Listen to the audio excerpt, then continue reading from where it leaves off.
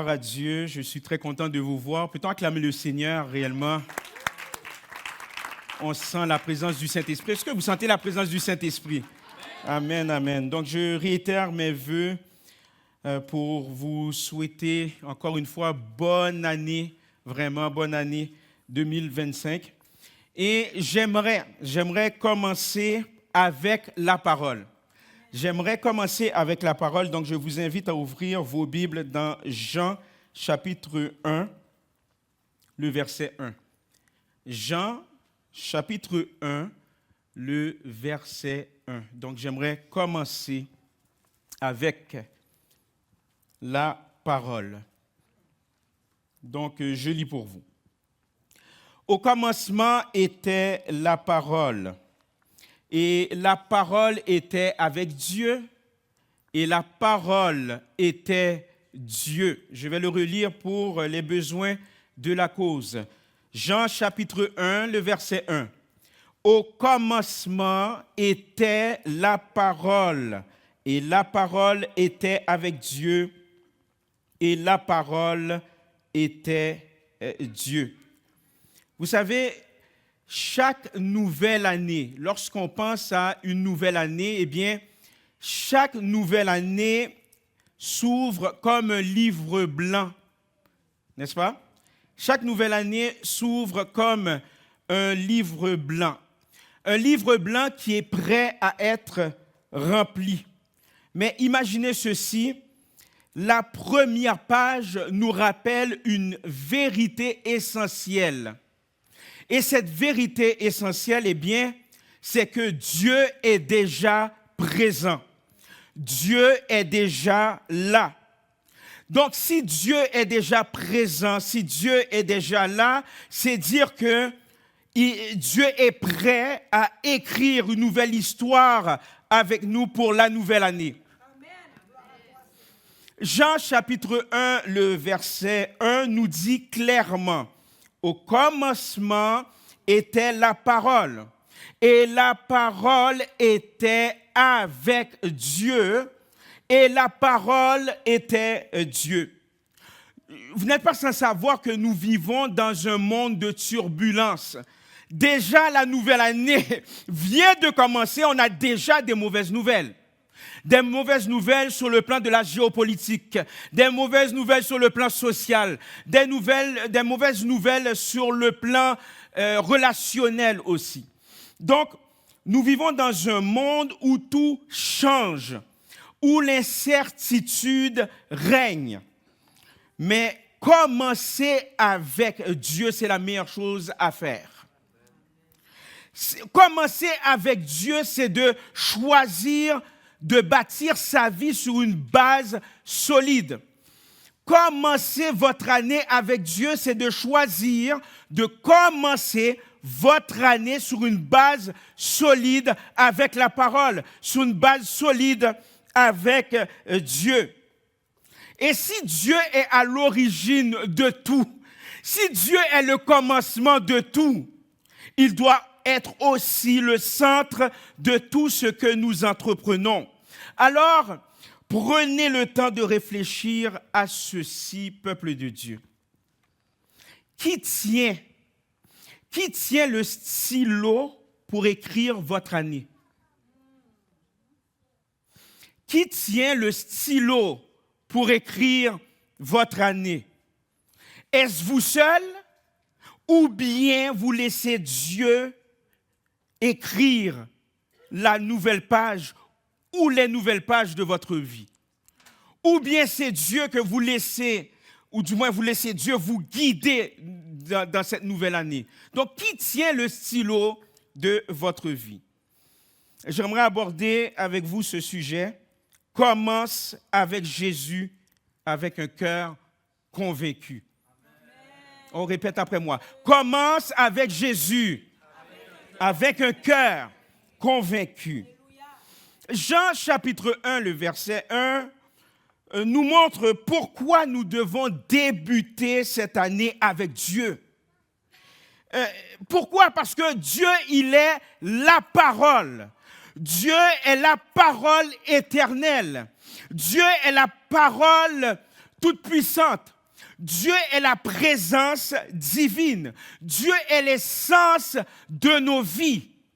Et nous allons explorer cela à travers 3 vérités puissantes. Dites 3 vérités puissantes.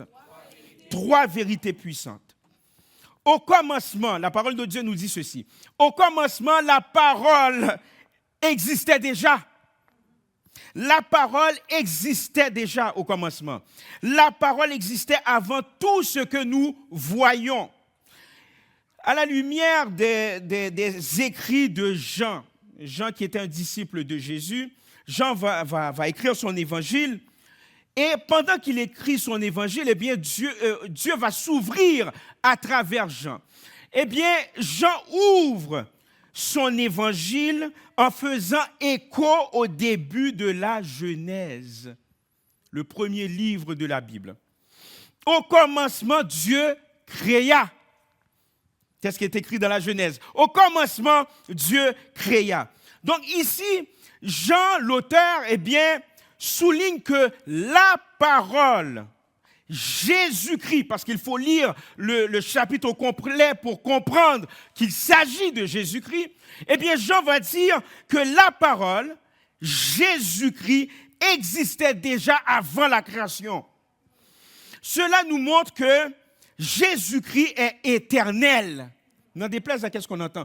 Jésus-Christ est éternel. Jésus-Christ, il est présent partout, au-delà du temps, au-delà de l'espace. Sachant cela maintenant, qu'est-ce que cela a rapport avec notre vie? Qu'est-ce que cela a rapport avec notre existence? Eh bien, reconnaissons que Jésus est intemporel. Reconnaissons que Jésus est intemporel. Qu'est-ce que cela veut dire intemporel? Eh bien, intemporel désigne quelque chose qui dépasse les limites du temps. C'est quelque chose qui reste pertinent à travers les âges. C'est quelque chose de valable, peu importe l'époque. Donc Jésus, il est pertinent, peu importe l'époque. Jésus dépasse les limites du temps, peu importe les âges, les époques, les siècles. Jésus est intemporel. Donc si Jésus-Christ est intemporel, ses promesses sont valables aujourd'hui et éternellement. C'est dire que si Jésus t'a fait une promesse, il y a de ça 1 an, il y a de ça 2 ans, il y a de ça 3 ans, sache que ça va s'accomplir maintenant. Oh, est-ce que je peux entendre alléluia? Ça va s'accomplir au nom de Jésus. Parce que nous voyons le temps par le prisme de notre entendement. Mais Jésus, lui, il est intemporel. Donc ce qu'il a promis sur ta vie va se faire tôt ou tard. Et je déclare que ça va se faire cette année, au nom de Jésus. Parce que le Seigneur Dieu nous a dit, à travers la parole, que nous allons vivre l'extension au nom de Jésus. Extension, expansion. Dis ça, extension, expansion, au nom de Jésus. Au nom de Jésus, tu vas vivre l'expansion spirituelle dans ta vie parce que Jésus est intemporel au nom de Jésus. Si Jésus est intemporel, c'est dire que Jésus était déjà dans l'éternité. Jésus était déjà dans l'éternité. Donc, si Jésus, prenez le temps de réfléchir, mes amis, si Jésus était déjà dans l'éternité, il est plus qualifié que quiconque pour vous guider cette année. Pour vous guider cette année. Il est qualifié que quiconque pour guider votre avenir, parce que Jésus dépasse le temps. Jésus est intemporel. Donc, de grâce, ne commettez pas l'erreur de commencer l'année en vous transformant en Dieu. Est-ce que je dois répéter? Ne commencez pas votre année en vous transformant en Dieu. C'est dire, Seigneur, je sais que tu es intemporel. Seigneur, je sais que tu m'as promis plein de choses. Mais Jésus, ça prend du temps. Ça prend du temps. Donc, je vais prendre les choses en main. C'est ça le mensonge de l'ennemi. Donc, je vais prendre les choses en main parce que tu ne vas pas trop vite. Je vais prendre les choses en main parce que je ne vois pas encore ta promesse. Mais en faisant cela, eh bien, nous faisons de nous-mêmes une idole. Et je nous rappelle, et je vais le répéter encore à maintes reprises, une idole, c'est toute bonne chose ou mauvaise chose qui remplace Jésus-Christ. On s'entend que travailler, c'est une bonne chose. On s'entend qu'avoir une famille, c'est une bonne chose. À partir du moment où ces choses-là prennent la place de Christ, ça devient une idole. Donc, certaines fois, nous allons nous transformer en Dieu. Et lorsqu'on on se transforme en Dieu, vous savez, l'idole a besoin d'être nourrie. Donc, nous allons nourrir cette transformation. Nous allons prendre les choses en main. Mais en prenant les choses en main, nous commettons des erreurs. Et nous allons nous fatiguer parce qu'on met toute notre force, toute notre énergie pour que la promesse s'accomplisse. Mais j'aimerais te dire ceci. Remettez tout à celui qui connaît la fin dès le commencement. Remettez tout à celui, n'est-ce pas, qui est intemporel, à savoir Yahweh, à savoir Jésus-Christ. Faites en sorte que vos projets ne soient pas seulement les vôtres, mais aussi ceux que Jésus pourra bénir. Moi, je ne sais pas pour vous, mais en ce qui me concerne, j'ai vraiment besoin que Jésus puisse bénir mes projets. Au nom de Jésus. Avec tout ce qui s'est passé au courant de l'année dernière, dans le passé, Jésus-Christ met des projets dans notre cœur. Nous avons besoin de la grâce de Dieu. Nous avons besoin de vrais champions. Nous avons besoin de tout-puissants. Nous avons besoin de quelqu'un qui a survécu après la mort. Nous avons besoin de quelqu'un qui est temporel pour bénir nos projets. Oh, j'ai besoin de la main de Jésus. Est-ce que tu as besoin de la main de Jésus au nom de Jésus? Eh bien, commence ton année avec Jésus. Commence ton année avec Jésus. Commence ton année avec Jésus. Au nom de Jésus. Ensuite, on lit dans le verset du jour que la parole était avec Dieu. La parole était avec Dieu. Eh bien, Jean montre que Jésus, appelé la parole, ainsi que Dieu, entretiennent une relation unique. Bien que ces deux entités puissantes, ces deux tout-puissants, bien que ces deux-là sont distincts, il n'en demeure pas moins qu'ils sont inséparables. Ils sont inséparables. Pourquoi? Parce que Jésus-Christ, avec le Père, vivent en harmonie. J'ajouterai aussi le Saint-Esprit, mais nous restons dans le texte, n'est-ce pas? Donc Jésus-Christ, le Père, eh bien, vivent en harmonie. Ils entretiennent une relation unique. Ils entretiennent une relation puissante. Ils entretiennent une relation de feu. Ils entretiennent une harmonie parfaite, révélant la richesse de leur communion divine. Lorsque Dieu créa l'univers, mes chers amis, l'auteur, à savoir Paul, présente Jésus comme celui qui a tout créé, comme celui par qui tout a été créé, révélant quoi? La puissance de Jésus. La puissance créatrice de Jésus, la puissance salutaire de Jésus. Tournez avec moi dans Colossiens, chapitre 1, les versets 15 à 17. Colossiens, chapitre 1, les versets 15 à 17.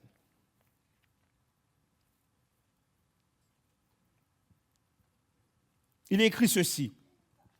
Il est l'image du Dieu invisible, le premier-né de toute la création, car en lui ont été créées toutes les choses qui sont dans les cieux et sur la terre, les visibles et les invisibles.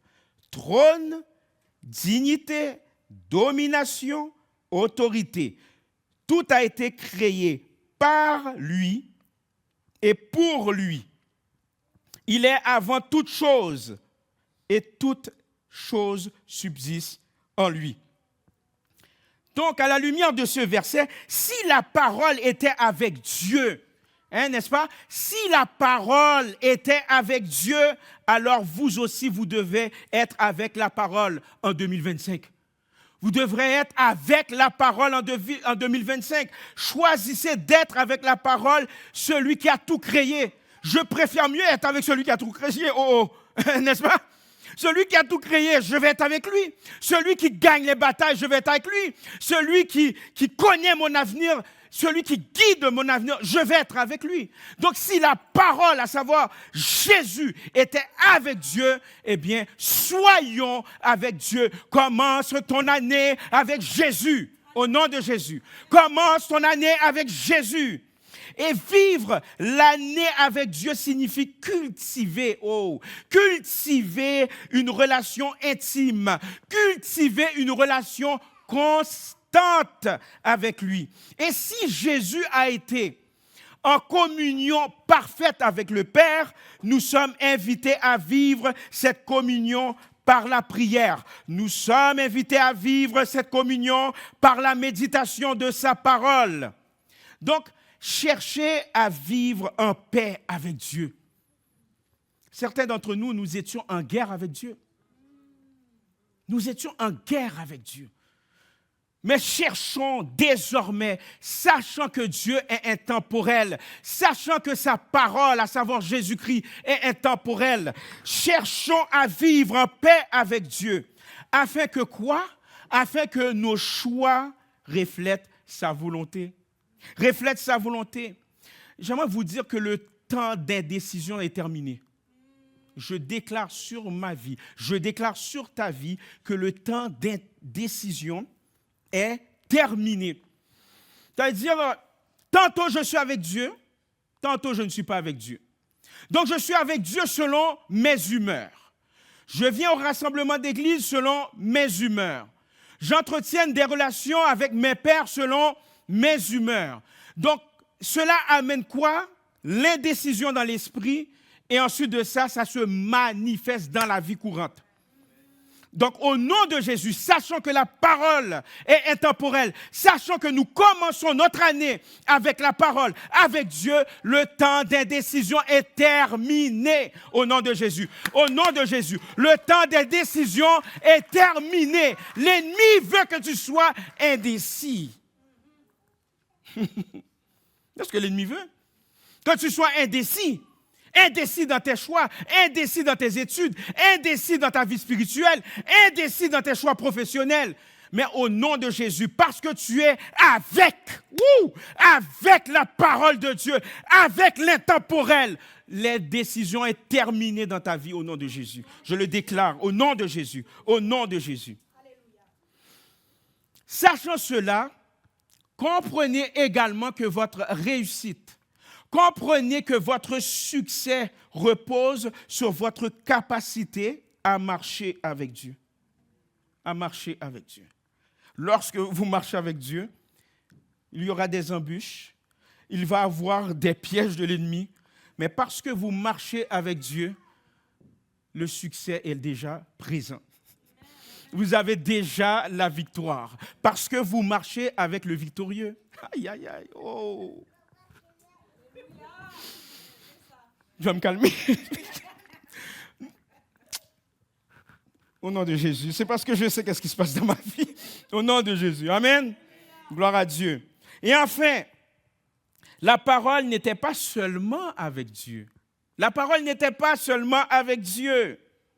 Elle était Dieu. Elle était Dieu. La parole était Dieu. La parole était Dieu. Elle n'était pas une simple idée. Ce n'était pas un concept que Jean a voulu écrire, n'est-ce pas? Non, non, non. Lorsque la parole est Dieu, cela signifie une présence divine vivante.